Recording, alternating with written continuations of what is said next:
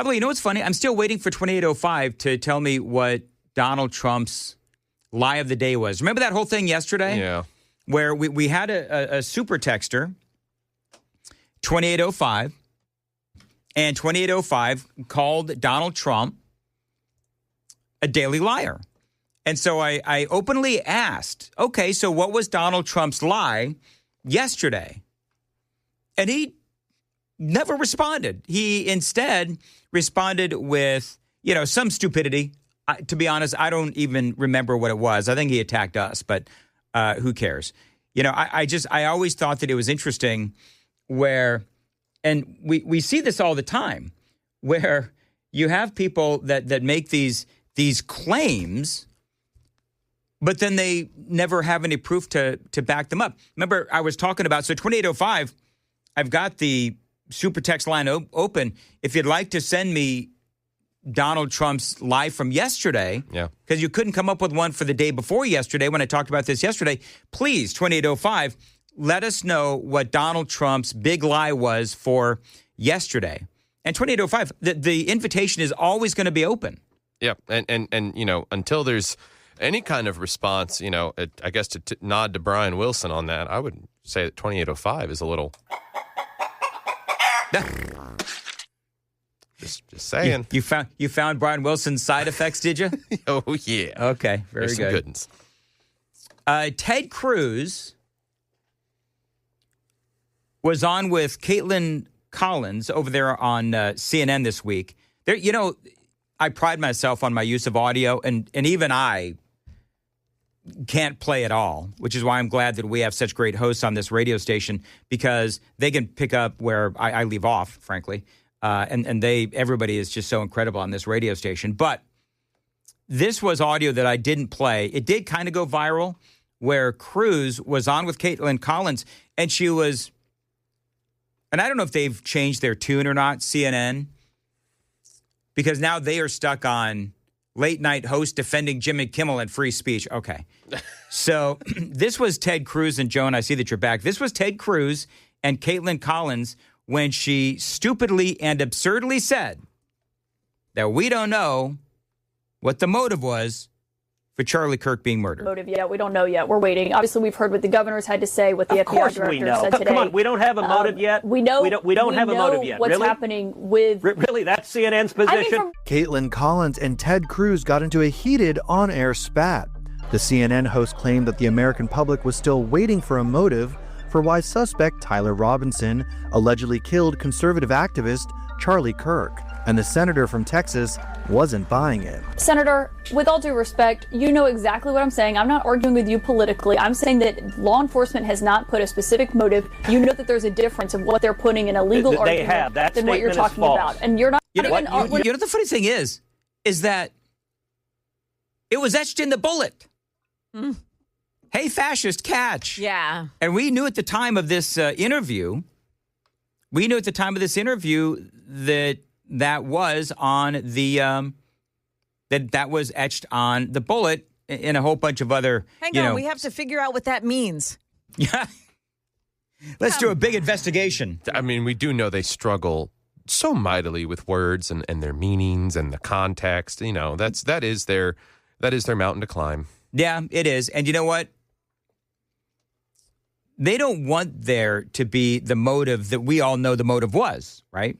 I mean, we know what the motive was. And Caitlin Collins, I don't know if she has, now been disabused of this notion that we don't know what the motive is. I think that there has been enough of a backlash. There's been enough of a backlash that now I think that they're beginning to fear conservatives, Joan. What do you think? Do you think that the left, are they beginning to fear the wrath of conservatives? Because whether we're talking about Bud Light, whether we're talking about Cracker Barrel, now with all of these people that have been getting fired, I think that they're fearing conservatives, as, by the way, they should fear conservatives. Isn't that why they killed Charlie Kirk? Yeah, because he was winning. He was winning over hearts and minds. I mean, it's very clear that the flow of the nation, just the general feel of how things are going. Yep. It's not going in their direction, and they're losing the battle. And that's why the violence and the lashing out, it's dreadful. Yep. And what I showed you, I showed Dan and Joan a clip yesterday of some guy on his show. I think part of the reason this has been such a significant moment in time is that the devil revealed himself and laughed a little too loudly and has made himself seen to people who otherwise would not know that he was there. I think it was Boulder said that the greatest trick the devil ever pulled was convincing you he didn't exist. And we saw and we've seen the ripple effect of that and the people who are demonically oppressed celebrating this, and it's caused an awakening. Yeah. Oh, yeah. Certainly there's been an awakening, and I documented in the 6 o'clock hour just a couple of examples of people who have been red-pilled because they now realize that they were lied to about not only Charlie Kirk, but on a bigger level, conservatism by and large. And so one of the things that is going to happen, going back a little bit ago, where a guy said, okay, what happens when, all of the Turning Point USA momentum starts to fade and the story of Charlie Kirk's murder fades from the headlines? What happens then? I think that it very simply is going to continue through all of these people that are discovering, number one, that they were lied to, and number two, Charlie Kirk's message will continue to reverberate. It's interesting, Joan and Sam. Every day I find another incredible video of Charlie Kirk, and I actually just found another one. Oh, did you? That I'm going to share. His 2 favorite quotes. Have you seen that one? Oh, I did, yes. This was, I guess, recorded just before his assassination. So we'll talk about that and a whole lot more straight ahead. Also, I did promise that I was going to get to the audio of Rashida Tlaib and Byron Donalds. She is shrieking. She's unhinged. She is unhinged. Well, you know why she's unhinged? I'll tell you why she's unhinged. So Rashida Tlaib, one of these squad members, and Byron Donalds, a very, very good conservative. So it's like they never learn. The Democrats, they never learn. And so they were talking about President Trump sending folks into, sending the National Guard into Washington, D.C. And Tlaib, in her infinite wisdom, because, again, they never learn, she decided that she was going to use the F word in describing Donald Trump and Republicans. That word is fascist. And Byron Donalds would not let her get away with it. And I think it's really important. We need to stand up against this. Fascist takeover, that's not a bad word. It's a fact. Will the gentlelady yield to a question? Yeah, I think it's really important. Will the gentlelady yield? No, I don't yield. I don't even have time. So she knows, because that's Byron Donalds, right? Well, and by the way, the last term that I would use to describe Rashida Tlaib is gentlelady, but whatever. But you can hear Byron Donalds. He's ticked. Like, he wants to ask a question, and his question is great. And listen to how she starts shrieking. It's insane. Do I look like a member of the Third Reich to you, Miss Tlaib? Is that what I look like to you? You're the one taking your voting card. Is that what you think? Is that what you think? Is that what you think? No, that's unethical. I think it's radical and I think it's insane. And I'll respect everything that you say. But to say something like that to myself and a lot of my colleagues is way out of line. It's way out of line. It's way out of line. Regular order, Mr. Way out of line. Regular order. That's okay. But it's okay, right? That is not how it goes. It's okay, right? You hold yourself accountable before you talk about Hold myself accountable. Hold you. I love James Comer. I mean, he has to deal with the biggest morons ever, and you can hear him with the gavel. You know what I mean? I don't know why. Can they not just, you know what they need in Congress? They need somebody like Sam that could just cut their mics. That's what they need, right? They need somebody that could just cut their mics. Your own self accountable. How about that? Hold your own self accountable. How about that? Free DC and make sure you vote with your own voting card. Don't be giving it to somebody else. Oh, woman. So, yeah, and I don't know what she's talking about with the voting card, But I think the reason why she is shrieking is because you have a woman who does not want to be called onto the carpet. She doesn't want him to point out the fact that it is just that kind of behavior and just that kind of rhetoric that led to the murder of Charlie Kirk. And so what do you do when you're losing, right? What do you do when you're losing an argument? Start screaming. You start screaming like Rashida Tlaib did. And so later on, and I think that it was on Fox News. Later on, you had Byron Donalds. He was on Fox News, and he was asked about, that conversation or lack thereof with Rashida Tlaib.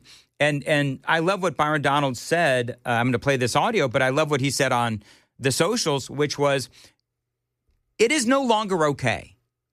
It is no longer okay to perpetually talk about how Republicans are fascists. Because that bullet said, hey, fascist, catch. So when she is using the term, when Rashida Tlaib is using the term fascist, it is clearly, in my opinion, an invitation for more violence. This is what Byron Donalds said on Fox News. Your thoughts?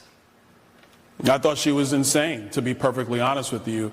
And look, especially with what we know about this shooter that assassinated Charlie Kirk, the left has been using this vitriol against Republicans, against MAGA, because they have no policies that actually work. Their policies are quite stupid. They don't work. They don't hurt people. And because they don't have an argument, they resort to calling us fascists and all this other nonsense. And so I was sick of it. I had enough of it. A lot of my colleagues are sick of it. You disagree? Fine. Come up with a better policy. They cannot. And that is 100% factual. This is what they resort to, and I'm not going to tolerate it. And Bill Maher is one to stop with the Hitler, stop with the fascists, and stop with the Nazis. Senator Fetterman, same thing. Maybe they could listen to two Democrats if they won't listen to Byron Donalds, who wants to be the next governor of Florida. Thanks so much, Congressman. So there you go. Byron Donalds just basically saying, and I think that it's true, don't let him get away with it. And I think the suspension and eventual, who knows if he's going to get terminated, but Jimmy Kimmel, I mean, he lied. Everybody knows that he lied. Yet you have the people on the left and you have other talk show hosts, other television talk show hosts, late nighters, and they're screaming, oh, First Amendment, First Amendment. You know that it's not the First Amendment. And so what I want to see, and I love this, I want to see people like Rashida Tlaib and people like Jimmy Kimmel and people like Keith Olbermann, who I told you what he said earlier, where he said that, Charlie Kirk is in hell. That's what Keith Olbermann said. And so I want to, although Keith Olbermann, consider the source, right? But he's right up there with Rashida Tlaib as far as insanity goes. But I like what Byron Donalds said. Don't let him get away with it. They have their right to free speech, absolutely, but there's also consequences. And as a radio talk show host, I certainly know that, and people like Jimmy Kimmel should know that. But do you know why they're getting so angry? Do you know why they're getting so upset? Because they're like toddlers who have never been held accountable for anything. That's why they're getting so upset. They're getting so upset because they've never been held accountable. They've been praised. They've been lauded. They've been put on, their own soapboxes, and people have been praising them whenever they go after conservatives, whenever they go after Donald Trump. And so now they realize that not only are conservatives fighting back with a louder voice, but you know what else? The American people are noticing this too. And that's why I am predicting, as perhaps part of my theme for today, is that you're going to see a big exodus, in my opinion. You're going to see a big exodus of people from the left to the right. I firmly believe that. Now, I hope that I'm right. I believe that I'm right. There's plenty of evidence to show that people who've been raised Democrat are now looking at this abhorrent behavior, and even they are saying no more. I've been looking forward to this interview, Joan, since I booked it a couple of days ago. Yeah. Let's welcome to the program out of Memphis, Tennessee, Pastor Kenneth Whalum Jr. Pastor, thanks for joining us on Super Talk. Good morning, Dan, and thank you and your listeners for this time. So, from what I understand, you are a pastor, and are you based right there in Memphis? Memphis born, Memphis bred, and when I die, I'll be Memphis dead. Okay, very good. Well, hopefully that's not going to be, it's going to be a long time from now. But you're a pastor, and you are asking for the National Guard to come into Memphis. You want Governor Lee, you want Donald Trump. You want them to do anything and everything they can to bring in some additional help. What exactly, have you reached out to the governor? Have you reached out to the president? What's going on? Well, I've been calling for National Guard involvement since 2023 when we had and I know you guys knew about it back then, 2023, we had a mass shooting on Beale Street, and I was the lone voice crying in the wilderness. In fact, people laughed at me and told me that was ridiculous, but now it's happening. The president has signed the memorandum of authorization. The governor has accepted it. Our mayor, Paul Young, is excited about working with the task force, and I'm just very excited about it. So back in 2023, you said that you felt like a voice in the wilderness. Yes. I remember, because I'm in Nashville, and I covered that. And I couldn't imagine being in the position that you're in, born in Memphis, you're still in Memphis, you said you'll die in Memphis. It had to be frustrating being that lone voice in the wilderness. But, from an outsider looking in, it's perfect sense. Did you get a lot of pushback from the community when you were asking for just that back in 2023? No, that's a weird thing, Dan. There was absolutely no pushback from the community in terms of the people who live in the streets and walk and work in Memphis. No pushback at all. The pushback came from elected officials and local media who either ignored the pleas or simply said that because it was me, for whatever reason, it couldn't have been the right thing to do. But I'm used to that. If you are worth your salt as a leader, not just a church leader, if you're worth your salt, you're going to be in positions sometimes where you're the only one. So that doesn't bother me. I'm encouraged, however, now that, man, I read this memorandum all day yesterday morning, and I read it again this morning. I'm not sure the people who oppose the National Guard have read the memorandum, Dan. This thing is unprecedented. Governor Lee did an exclusive interview on the NBC affiliate here in Memphis on Wednesday, and I've never seen him so giddy and so excited about something that could make a big difference in the largest urban city in the state of Tennessee. Pastor, I'm going to be 100% honest with you. I've never been to Memphis. Mm-hmm. I don't get off the highway. And I think that there's a lot of people that feel that way. And you live there in Memphis, in West Tennessee. Talk a little bit about what it's like to live there, to be in the community, to be immersed in all of that. Memphis is a treasure, man. Memphis, 7 letters, Memphis. Those 7 letters are, I believe, have the potential to show the world what can happen when people rise up out of adversity.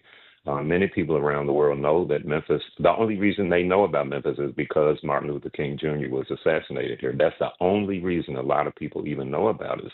And I think because of that unique distinction, Memphians have a special kind of love in their hearts, a special kind of thankfulness to God. And they really want to show the world that we can succeed. So that's my experience in Memphis. I love it, man.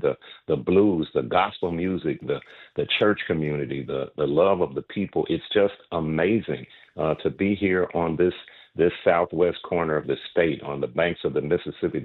The historical value, man. It's hard to put into words. I love Memphis, man. I love it, and I believe that a stronger Memphis makes a stronger Nashville and a stronger Tennessee. I don't think there's any doubt about that. One of the things, Pastor Kenneth Whalum Jr., by the way, joining us from Memphis, and one of the things that a lot of folks say is that I think President Trump actually said this: Tennessee will never be as strong as it could be unless we get Memphis under control. And, you said it a few moments ago, which was you've got lawmakers there who are against the National Guard coming in. And I guess my question is, and you talk about the greatness of the people of Memphis, and certainly I'm sure the people within your church are incredible. But I've got to ask the question. I mean, these folks keep getting voted in. How does that keep happening? When you figure that out, Dan, please let me know, and I'll be able to. Yeah, I'll be able. Listen, here's the deal, and I don't think it's unique to Memphis in this regard. People don't really pay attention until the trouble comes to their front door.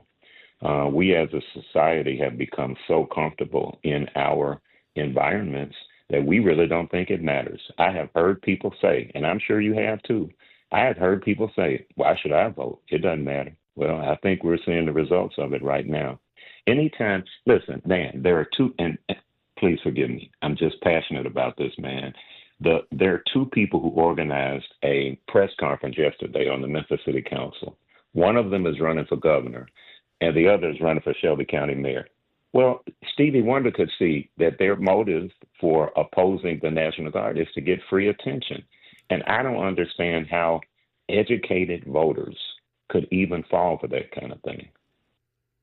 But they are. And we see this happen in cities all across the country. I mean, that have the same issues as Memphis does. And one of the things that people will say, and it drives me crazy, but you're there, but one of the things people say, and they said it about Washington, D.C., they're saying about some of these other cities too, is, well, the crime rate is getting better in Memphis, so there's no reason to do this. Talk about that.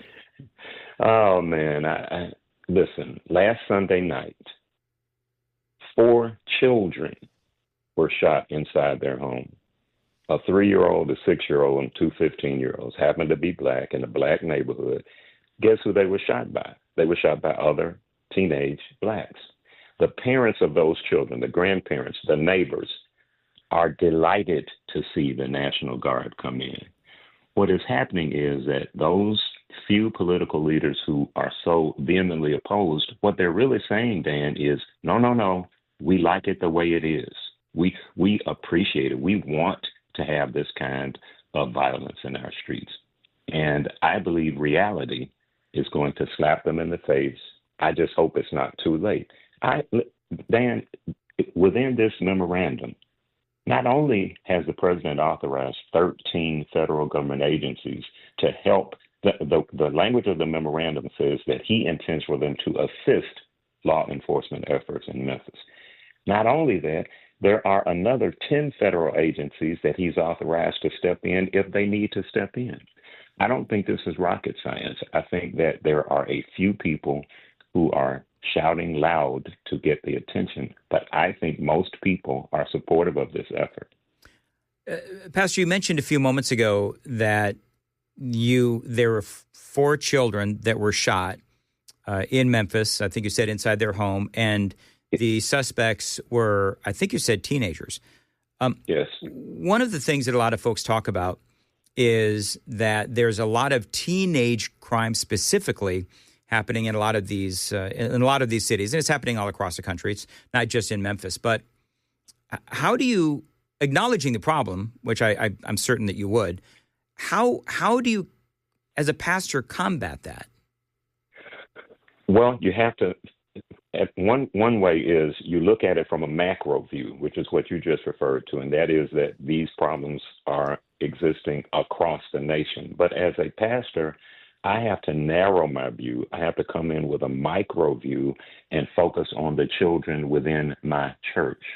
And I have to teach them the consecrating power of worship. I have to teach them that if I fall on my face before God and listen to him and honor him, he will consecrate my mind and tell me what to do, who to hang with, what decisions to make. I think that it is up to, and not just black pastors, I think white pastors, other religious leaders have to teach by example. Now, that's a slow process unless we get a critical mass of pastors who are teaching that kind of thing. And I don't think it would be long before it had a positive effect. The problem is we don't have as much time as people tend to think we have.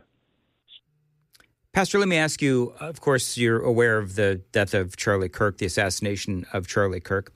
And I'm just curious if you have a thought on what his death means overall to, folks in Memphis. One of the things that I've noticed, just to put my cards on the table, is I've seen a lot of videos from people who are white, but also black, who feel like they've been lied to about what Charlie Kirk actually stood for. And what it's doing is it is inspiring them to do their own research on things like Charlie Kirk and maybe some other things as well. And they're realizing that maybe there's another way not only to live life, generally speaking, but also politically. And they're coming over to, the more conservative side of the aisle. Have you noticed what has been your reaction to the death of Charlie Kirk and how it impacts Memphians? My reaction is that we are teetering. Teetering is my word. We're teetering on the brink of either an enormous revival or a continuing spiral into and a devolvement into chaos. One of the things that I don't know whether it saddens me as much as it sort of, if I were drunk, this kind of information would snap me, it would make me sober right quick. Yesterday, as I told you, the Memphis City Council, led by Democrats on the council, and most of whom are black, because this is Memphis, and we are the blackest, if you will, city in the United States of America. They staged a protest press conference. I told you about that earlier. But also, a couple of hours after that, a group of people, Republicans mostly white, staged a protest demonstration, a press conference to welcome the National Guard. Well, I don't think life is lived on the fringes. I don't think that life is either black or white or Republican or Democrat. And what I think is going to happen as a result of the Charlie Kirk's death is that I think the people who live real life, which is sort of in the middle of the road, away from the extremes, I think we are going to wake up and realize that we've got to get along. We have got to get along. We've got to love one another. And we've got to allow each other to be who we are. And if we do that, we're going to be okay. That doesn't mean that violence is going to stop. Doesn't mean that problems are going to end. It means that we will be in a position where we can make things better. One of the questions that a lot of folks are asking, final question, and I really appreciate you taking the time to talk to us. One of the big questions is, okay, so let's say the National Guard goes in, the 10 other agencies, they do everything they need to do, acknowledging the fact that we maybe need to look at sentencing laws as well, that kind of a thing. But what happens when the National Guard leaves? Well, if what Governor Lee hopes and if what the president says and if what Mayor Paul Young articulates come true, then we are going to be a model for the nation. We, Memphis, and we should be. As I said, we hold a particularly unique distinction as the city where Martin Luther King Jr. was assassinated. And if the National Guard, and I'll call it this, an experiment, if the experiment works, we're going to set the tone for the rest of the country, especially large urban areas. But that's a big if. And I think that I would have my head in the sand if I didn't acknowledge that it could be that it won't work. And if it doesn't work, it means that everybody didn't do what they could to make it work. And that's one of the things that concerns me about this knee-jerk reaction of these so-called political leaders who oppose it without having even read the memorandum. I think they may be setting themselves up for failure.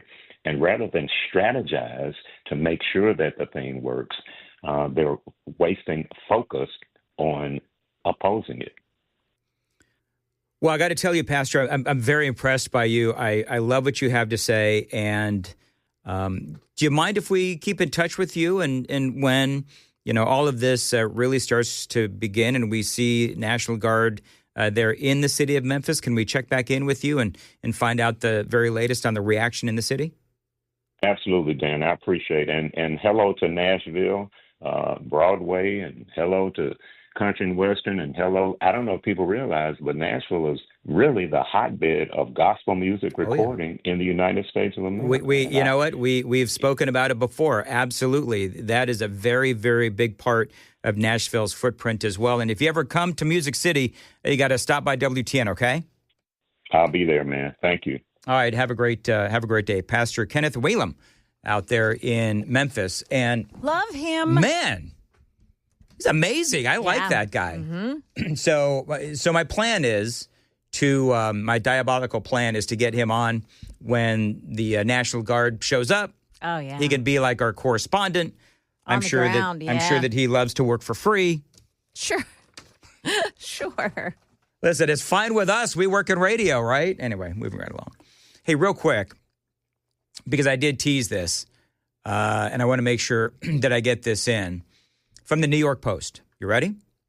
Okay. Ex-Biden chief. Yes. Saying that Joe Biden forgot names, dates, even simple decisions.